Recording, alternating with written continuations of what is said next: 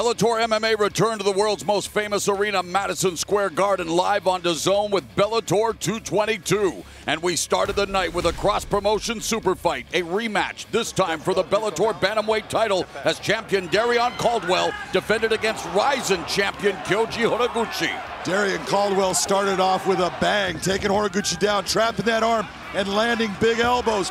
But as the fight went on, it was the defense of Horiguchi. When he would get taken down, he would use the fence to keep himself safe, and then he would change positions on Caldwell. Caldwell started to get tired, and it was that bit of being tired that started to give little mistakes, that started to get him in trouble. He ended up getting himself out of that trouble, but hard elbows here by Horiguchi. You see him hiding his head. Horiguchi takes a unanimous decision victory. Horiguchi is now the rising bantamweight champion and the Bellator bantamweight champion. And he has now won 13 straight. Speaking of winning streaks, Juan Archuleta took a 17-fight winning streak into his featherweight matchup against former two-time bantamweight champion Eduardo Dantas, making his debut at 145. And he made it an 18-fight win streak by landing big shots. Look at him hurt, Dantas, right here. It was the angles and footwork, but watch that right hand. Boom! It lands with 1 second left in the second round. Huge knockout for Juan Archuleta. Archuleta with a sleeping pill right hand. Now 18 straight victories. And then we moved on to more bantamweight action. Ricky Bandejas welcoming the 10-0 Patrick Mix to Bellator MMA. What a memorable debut for the undefeated Mix. Patrick Patchy Mix, known for his unusual grappling and his ability to get to his opponent's back right away in the first round. Gets that body triangle, sets the choke.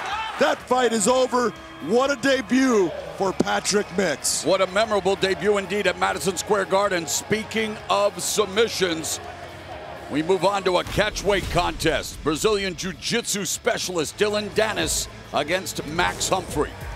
Dillon Danis coming into this fight, having people loving him and having people hate him, but right away takes Humphrey to the ground, sets up a beautiful arm bar, hits him with shots, gets that arm straight, down, belly down.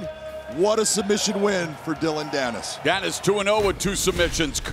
First of our 2 main events, Lyoto Machida against Chael Sonnen at 205. You talk about 2 guys that have been there, done that against the very best.